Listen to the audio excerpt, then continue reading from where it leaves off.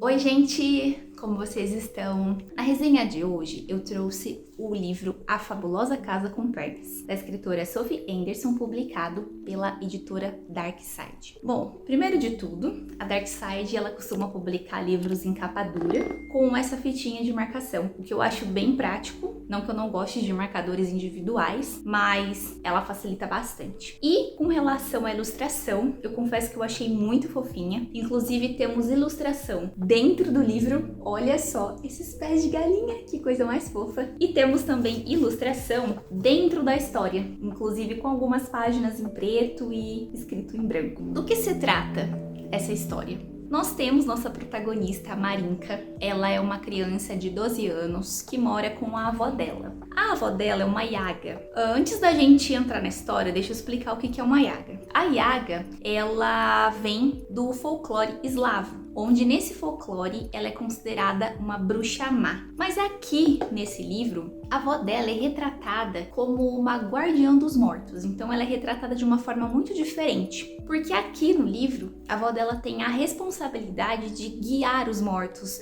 de fazer com que os mortos tenham a passagem, seja para as estrelas, para o universo, né? E essa parte do livro, assim como alguns trechos em específicos, mostram muito pra gente, assim, uma pegada de conto de fadas. Porque é tudo muito poético, muito mágico a forma como é escrita, como é colocada. Inclusive esse ritual que a avó faz, né, de passagem, ela monta um banquete pra alma que tá ali, né, que vai fazer a passagem. Ela conversa com essa pessoa que tá morta. Ela faz a pessoa entender a vida que ela viveu, o porquê que ela tá fazendo essa passagem. Algumas pessoas ela precisa fazer com que essas pessoas aceitem, né, que estão mortas. E por conta disso, por conta dessa responsabilidade que a avó da Marinka tem, elas moram numa casa com pernas de galinha. E essa casa ela vive mudando de lugar. Ou seja, a Marinka ela nunca consegue estabelecer raízes num lugar só. E, portanto, ela não consegue ser uma menina normal. Então, por mais que a avó dela prepare as comidas preferidas dela, conte histórias pra ela, ela sente que ela não é feliz ali. Porque ela não consegue ir pra escola, ela não consegue ter amigos, né, vários amigos, ela não consegue viver uma vida que ela chamaria de normal. Ela até tem um amigo, que é o Jack, só que o Jack é uma gralha, então ela não considera isso uma coisa normal, certo? E sem contar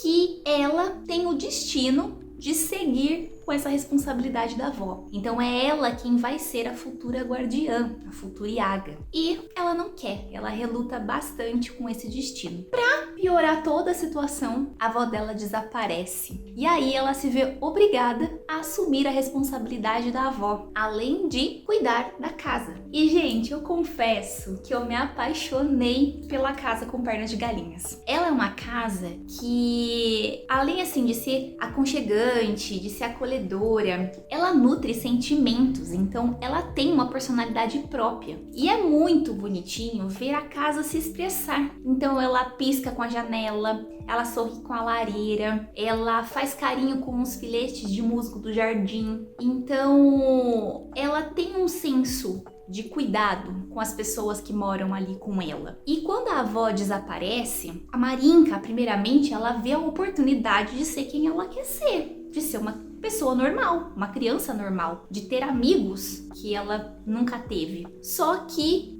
para isso ela vai precisar desbravar o mundo, ela vai ter que conhecer realmente os humanos, né? E a casa, ela tá ali o tempo inteiro para não só ajudar a Marinka, mas como também proteger ela de muita coisa. E a casa, ela vai guiar a Marina nessa jornada dela. Inclusive mostrar para ela que ela precisa estar aberta, né, com o coração aberto, para poder aceitar o destino dela, poder aceitar quem ela é. Bom, a história ela é contada do ponto de vista da Marinka, então a gente consegue acompanhar esses sentimentos dela, tanto os medos quanto os sonhos. A gente consegue sentir muito essa relutância dela em relação ao destino dela em ser uma Yaga. E é uma narrativa bem envolvente, é uma narrativa simples, rápida, não tem assim enrolação na história, ela é bem direta com o que precisa ser contado. Como eu disse, ela traz um pouco esse ar